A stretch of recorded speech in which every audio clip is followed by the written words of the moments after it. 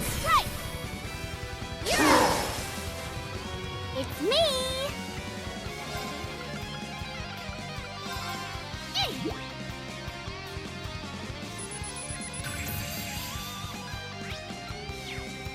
My turn now.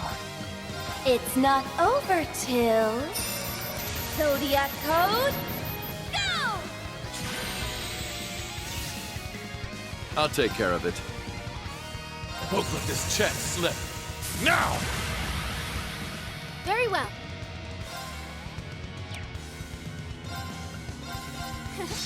Try and see through this. Now! How shall we play? Let it resound! Dark Requiem! It's me! Yeah!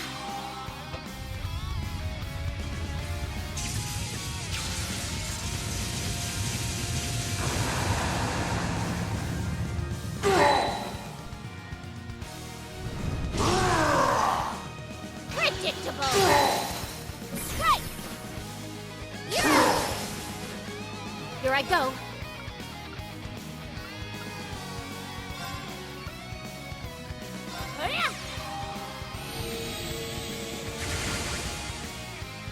I'll take care of it.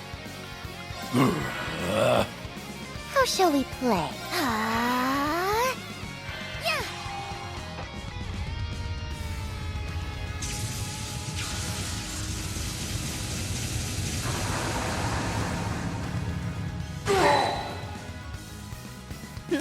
Now Arcus activate. Here you go!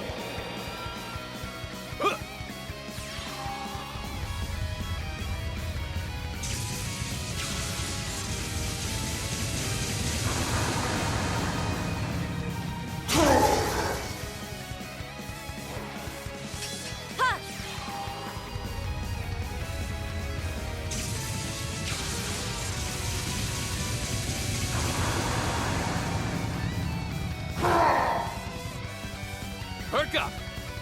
Why, thank you. Here I go.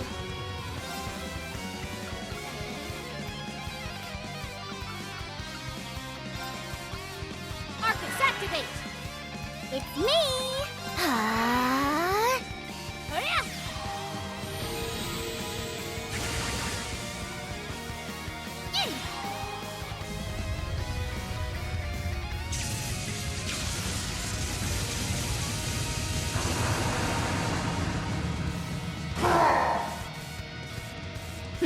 Now then.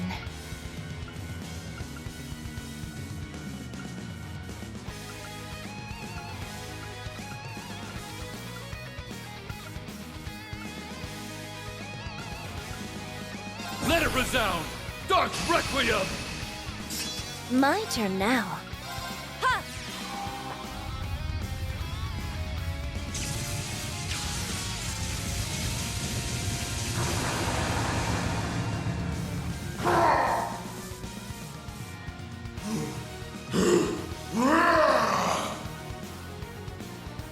How shall we play?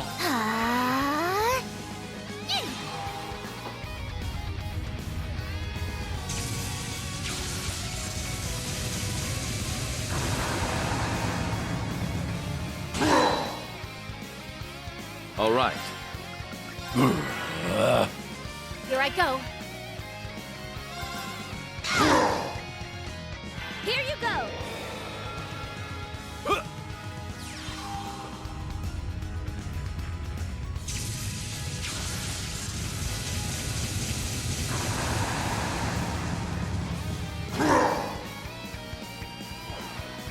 It's me! Arcus activate! Yeah!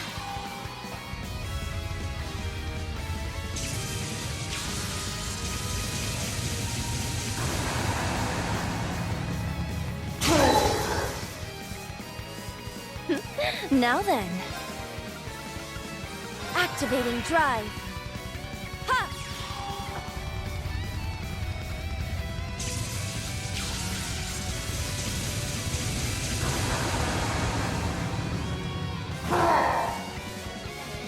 Perk up!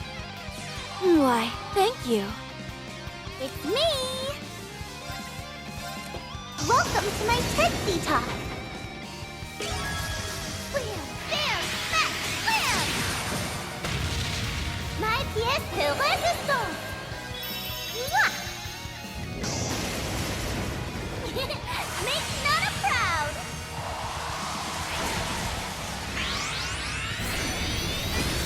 Just how did I know?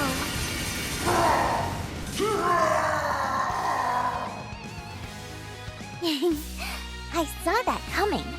I saw everything coming.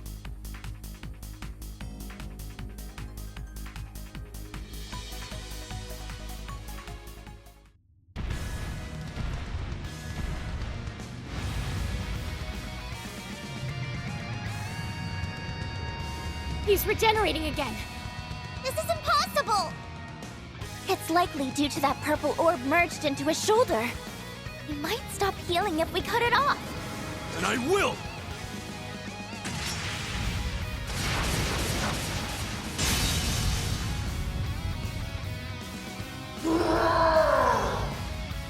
That reaction's a first. Your guess was dead on. It still has an effect even after being severed. It needs to be destroyed. I got it!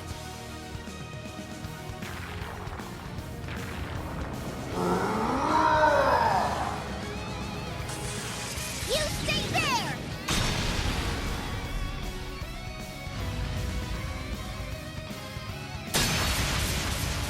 Not on my watch. We'll be at this all day if we don't pierce that orb. Give me a second, I'll figure out a good way. Ah! There's no time! Come on!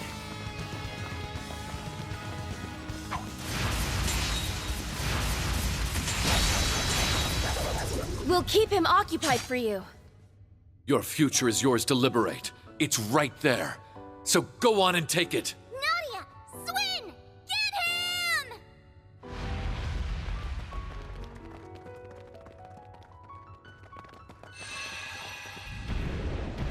It's over for you!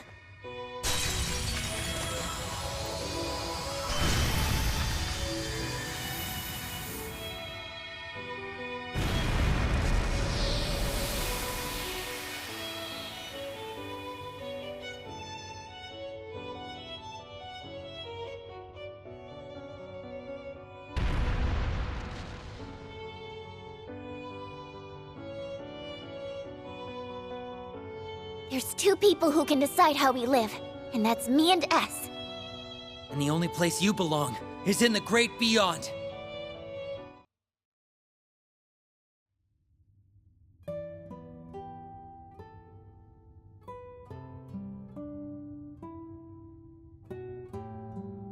We can finally breathe. Thanks for the help, Mr. Wolf. I sensed something strange and raced to find it. But never could I have predicted its source. It's nice to finally have ourselves a proper conversation. 2 years is an awful long time to meet but never speak. 2 years is but an instant to me.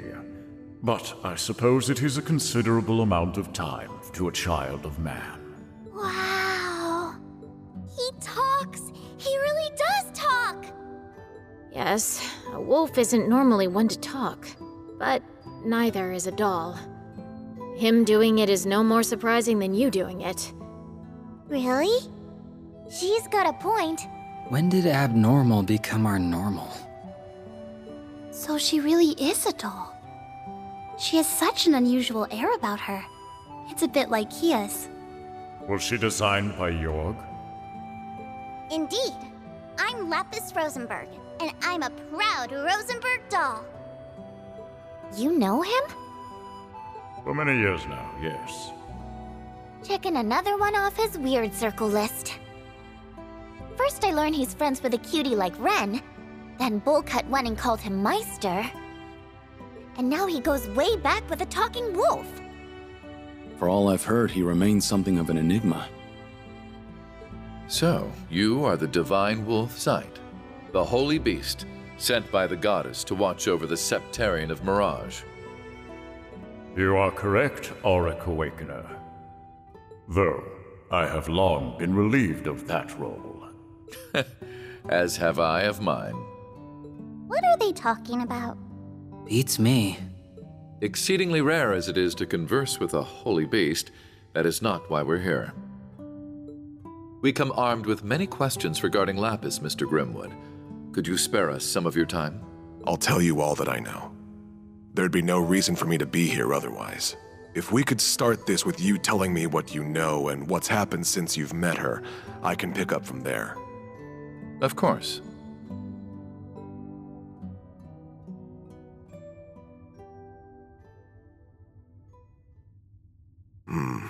I see. So that's where we stand. All good to fill us in now? Who is Lapis, and what's going on here?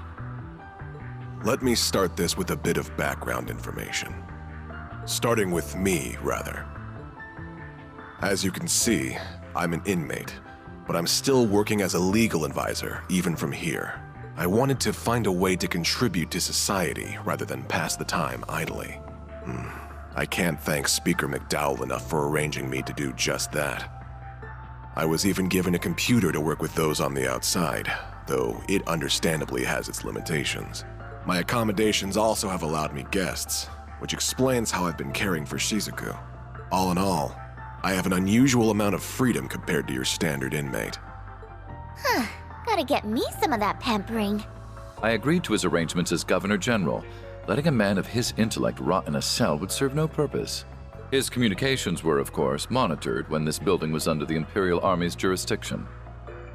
A relative point. See, shortly after the war's end, someone managed to contact me. They called themselves Elysium. Elysium. As mentioned, communications had been cut off since before the war, so this shouldn't have been possible. The prison staff showed no sign they had noticed this contact either. They must be about as skilled a hacker as I am, then. I thought they were a hacker at first, too.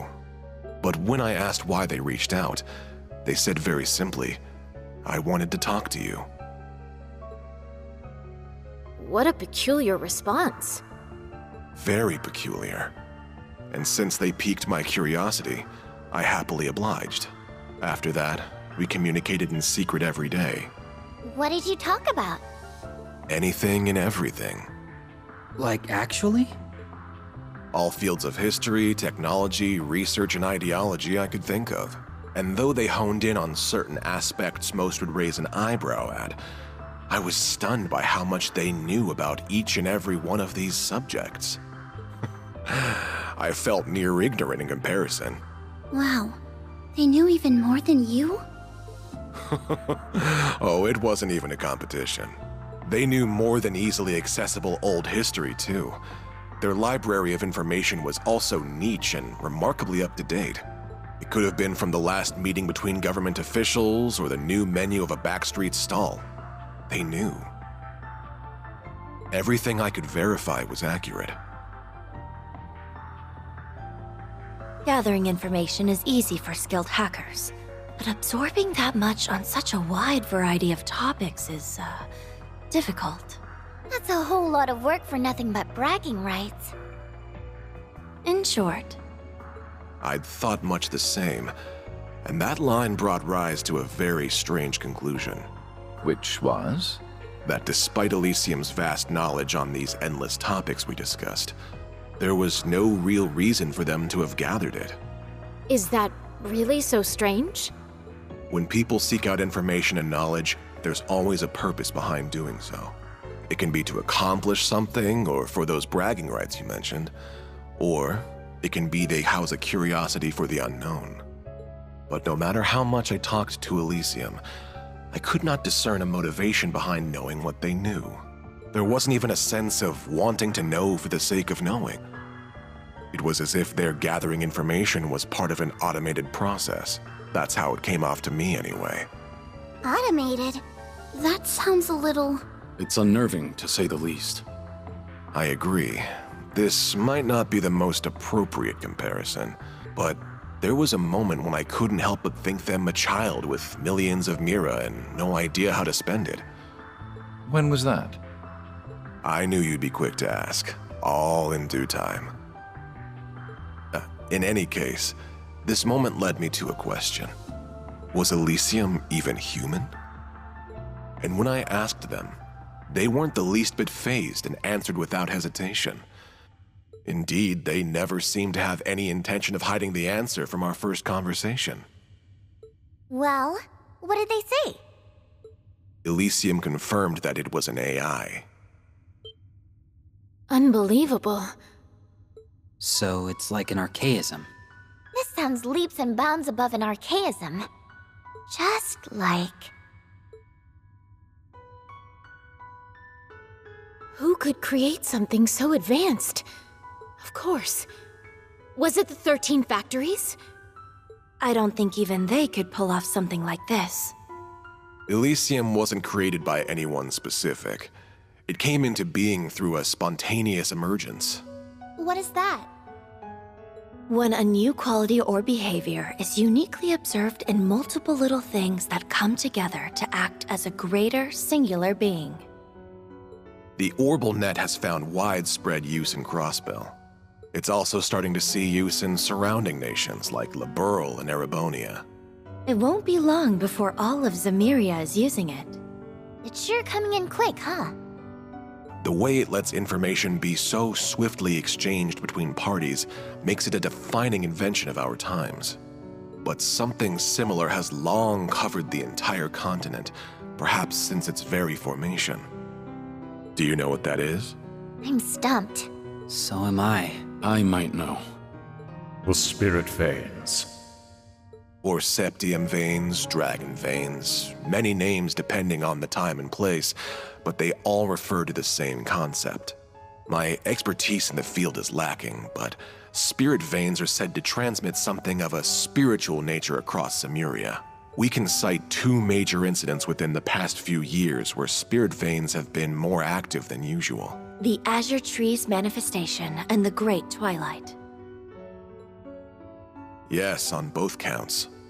By pure chance during these incidents, they and the Orbal Net interacted with one another. The information stored within the human-made network reacted to the Earth's natural nerve network, transmitting all throughout, and birthing something akin to a continent-sized simulation of a human brain. I don't believe it. This simulation developed the ability to think for itself. That is the true nature of Elysium. Something like that is really possible? It's certainly not possible to recreate deliberately. There is still much about the brain that we have yet to understand. Why, even how consciousness forms is a mystery we can't begin to solve. It's safe to conclude that Elysium's emergence is a product of pure coincidence, a miracle, if you will. If Elysium was created by the natural and artificial networks interacting, then it explains why it knows so much. Still, if gathering information and making judgments was all it could do, it would be nothing more than a large database. The potential for danger is there, certainly, but it is plenty capable of being controlled. Unfortunately, it is capable of so much more. What else even is there? It's raw computing power. I don't know what that is. If I said its ability to perform parallel computing using multiple devices, would you understand? Sorry, but no. I'd be more surprised if you could. The tech is so modern that it's still under development from ZCF and the Foundation. Is it really so special? Oh, that's not even the half of it. No matter how advanced the device, there are limits to how much data it can process. But if you link multiple computers together and set them all to work on the same problem, you can exceed that limit with ease. We're stuck at linking only a few devices together for this purpose, though. And that's our best. But Elysium is capable of borrowing the processing power of every single computer connected to the network. Now I see. That sounds kinda crazy. It makes our most advanced technological efforts look trivial in comparison. It's only borrowing unused resources too, meaning that those at their computers won't even notice it's happening. That's a crafty way of going about it. Now, since Elysium is an intelligent being, it's used that computational power to continue evolving. There's more? If anything, I haven't gotten to the most terrifying part. Elysium's evolution through its immense computing power and ample quantities of data at its disposal has led it to becoming able to perform prophetic conditional convergence calculations. I'm more than a bit lost. The individual words give me a good idea what you're talking about, but surely you don't mean what I think you do. I'm afraid I probably do. It gained the ability to use specific input conditions to calculate possible outcomes and identify where they converge. In layman's terms, it can predict the future.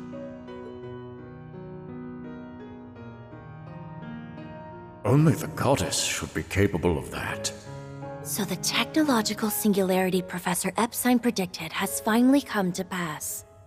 He'd said that an AI capable of self-evolution would mark the end of humans being key to technological advancement.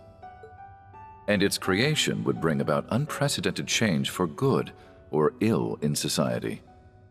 I never fathomed it would come about like this. It all feels more in the realm of fiction. Fortunately, Elysium hasn't evolved solely to make those calculations. I learned it sought me in order to better understand humanity. Though I don't know why it chose me in particular. Still, through our discussions, it formed a pseudo-administrative self based on human emotions and thought patterns. In other words, Me. You? Did your memories come back? Not all of them, but they've slowly been returning as I've listened. I did think you were being oddly quiet. Anne, please keep going. I've missed speaking with you like this. Have you recalled that I'm the one who gave you your name yet? Oh, now we know. That hasn't come back to me. You said you didn't need one, but I found it a shame not to after you developed such a vibrant personality. Well, I like the name Lapis quite a bit. It's cute enough to get a perfect score from me. You're never gonna tell us how you decide these scores, are you? Oh, sorry. I've gotten us a bit sidetracked. With the birth of Lapis, Elysium now had a clear identity of its own, complete with desires. It wished to observe and to calculate. Oh? Meaning it would not intervene in our society on its own, but would support those utilizing it. I'll admit, I heaved a good sigh of relief hearing it. I no longer needed to worry that it had become an enemy of humanity. It's a scary thought given all you've told us. I believed that as long as Lapis existed, we need not fear Elysium. But my gut knew nothing is ever so certain. Well, yeah. The whole system only works if Lapis continues to act as administrator. Instead, she lost her memories and started acting on her own. Seemingly out of nowhere, Lapis stopped talking to me.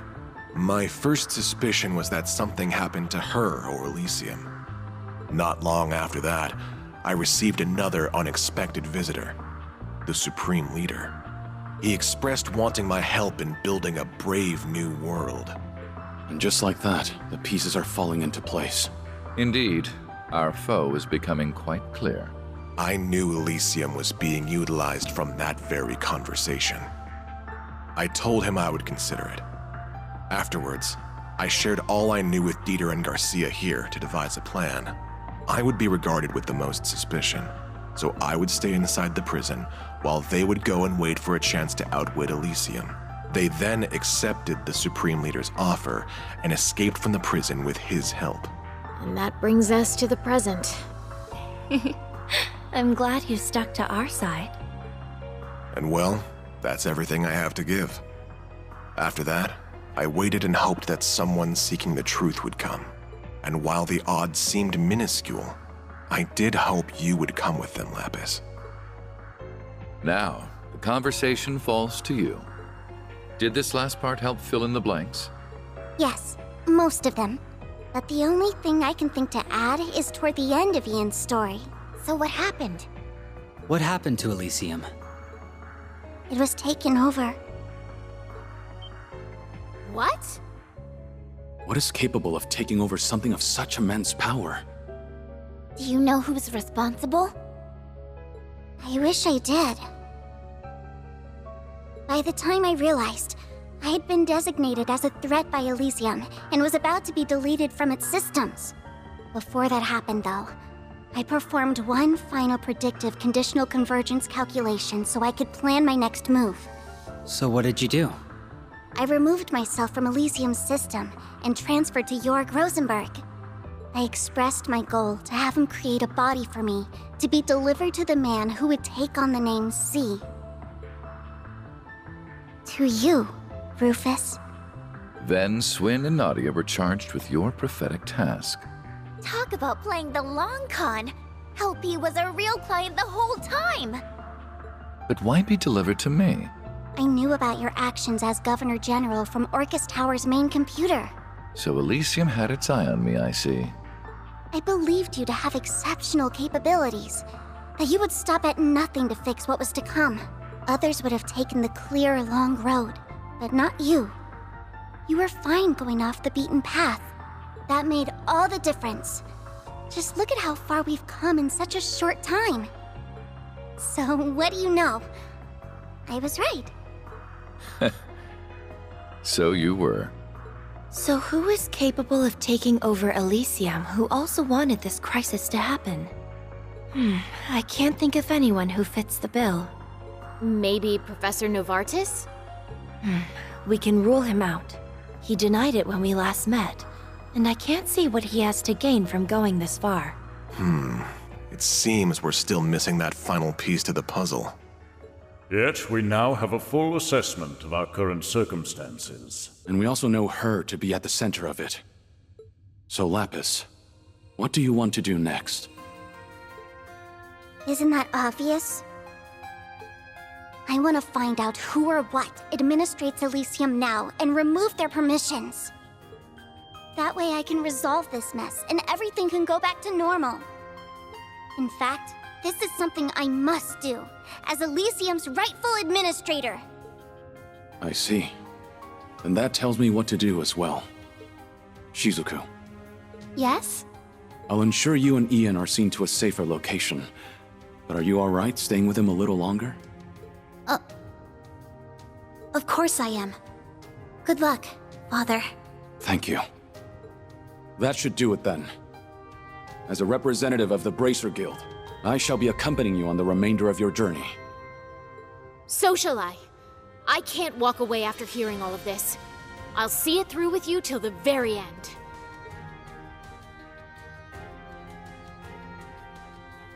Good. That's just what I was hoping for.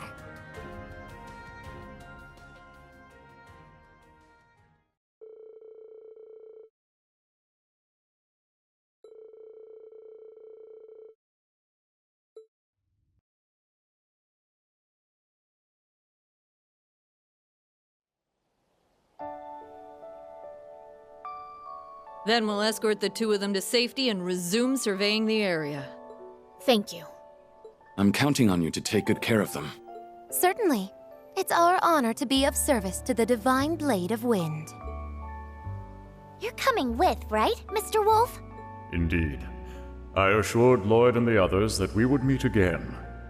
And I am certain your paths will cross with theirs before long. We already have, weirdly enough. We worked together to get through the doll studio. I suppose we'll have to reach out to them at some point and give them an update on all we've learned. Ian! Is there something else I can help you with? No, I just wanted to tell you before I forgot. Thank you. Oh, you don't need to thank me. It was only right that I told you what I knew of Elysium. That's not what I'm thanking you for. I'm thanking you for talking to me. It's because you shared your world with me that I was able to become who I am now. I wouldn't even be on this journey right now if it weren't for you. So thank you. Well, hearing that makes me very happy. It's good knowing that what I did held meaning. I'd like to believe I've grown into someone who knows what the right choice is when faced with a moral dilemma. If that's so, I owe being able to do that to you, because my idea of the right choice was born from your kind heart. So don't be afraid to believe in yourself more. I couldn't hide it from you now, could I?